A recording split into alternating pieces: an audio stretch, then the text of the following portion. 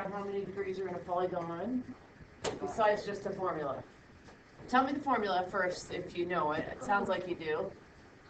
Minus 2 times 1. Okay, so the sum of all the angles, that's correct.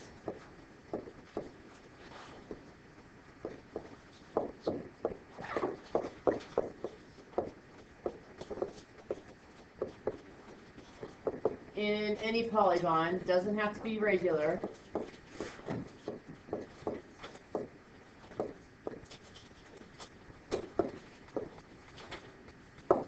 Is n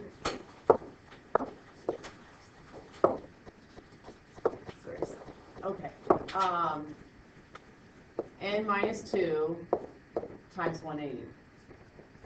So the question is, what's the picture that goes with that?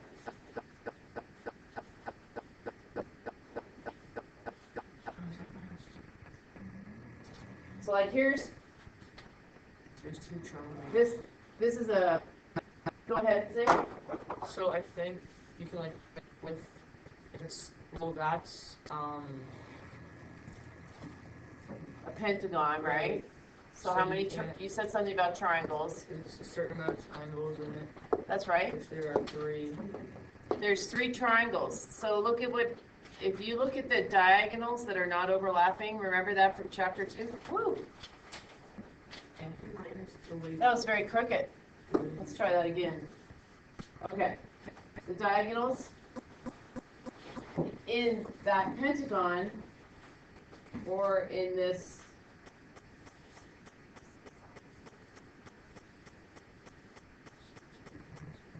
hexagon, you can take your polygon and divide it into triangles. Why is that helpful? Because the triangle is 180 degrees. That's right. The sum of the degree measures in a triangle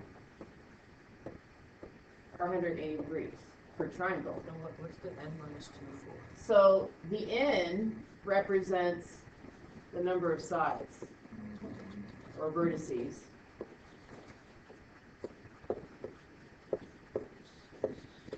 So really the n minus 2 is how many triangles you would have, because if you take a vertex and draw in the diagonals, diagonals don't go to the 2 adjacent sides, so you have to subtract them out. So another way to think of this formula is number of triangles times 180.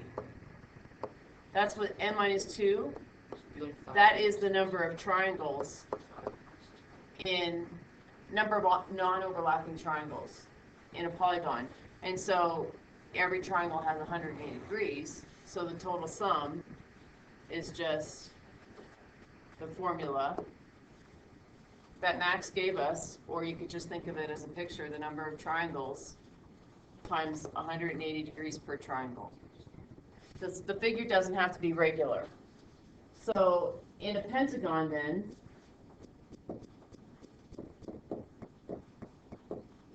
you would have 5 take away 2 or 3 triangles times 180. So 540 degrees total. Does that make sense? Yeah? Quiet today.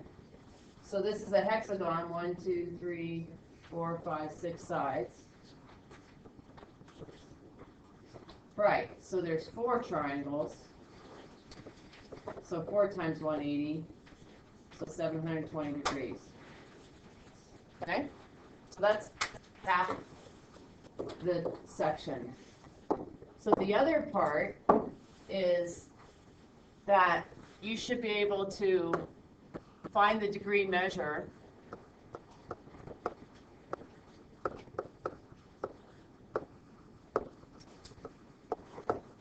of one angle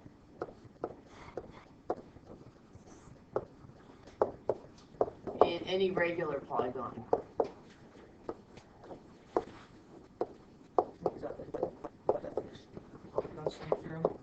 No, so this is the second thing. So this is your first goal, to be able to use the polygon sum theorem, and the second goal is to look only at regular polygons.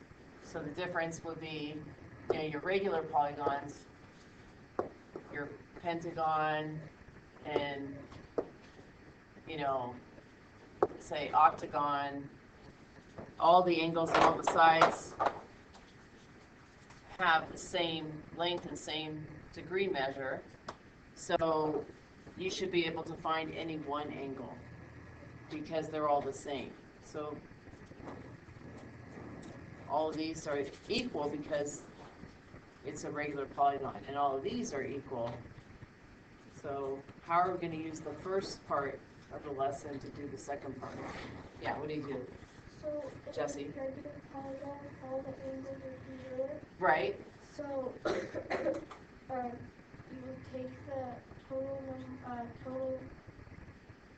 sum of all the angles, Right. and divide it by how many angles there are. Right, so this is the sum of all the angles from the previous page, right?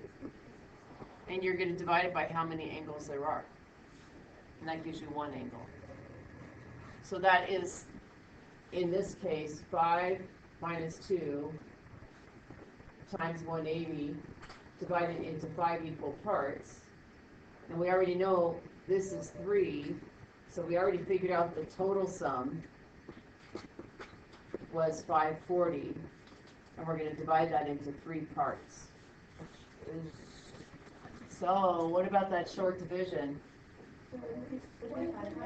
Up 5 parts. I said 5, huh? So I wrote 3. Thank you. Divided into 5 parts. So what about that short division? 5 goes into 5 how many times? Once, right? What's the remainder? 0. 0, right? 5 doesn't go into 4, does it? No, but So we put a 0 there. The remainder would be 4, so 5 goes into 40.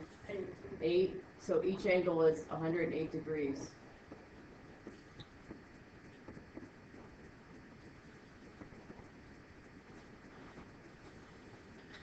Okay, raise your hand if that makes sense.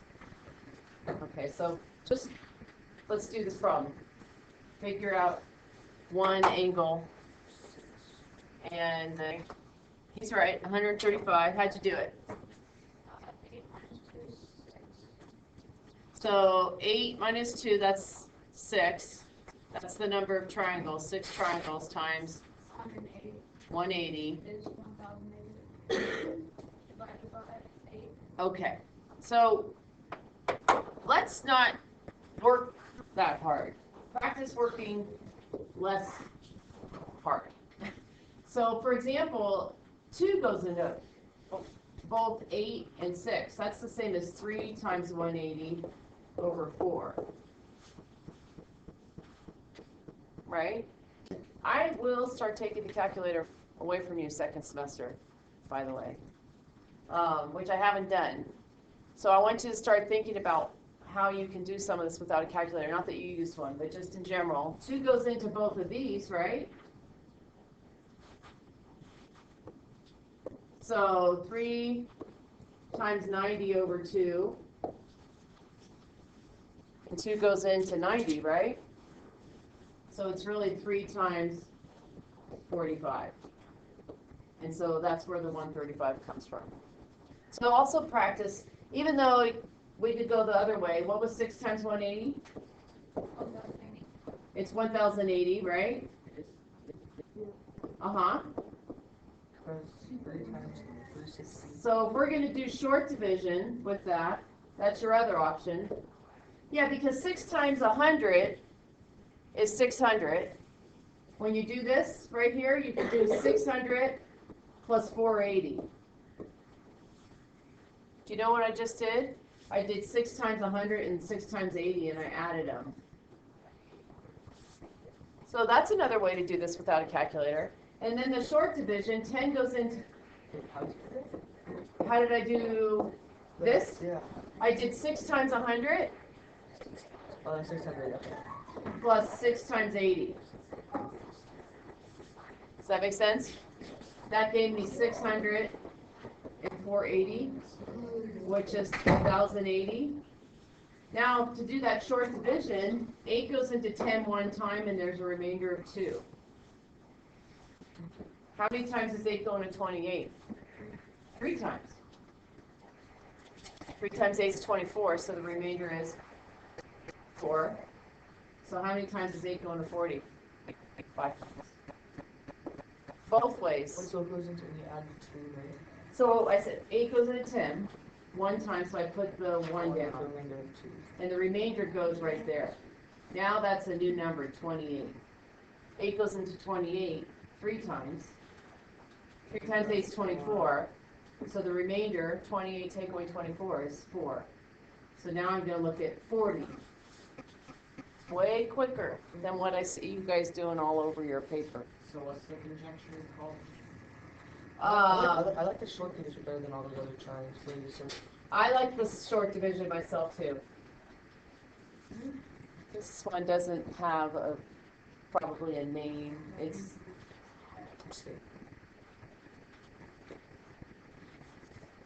so it's finding one angle of a regular polygon. Maybe your book named it. I don't think so. Okay. Any questions? That's what you're doing today. So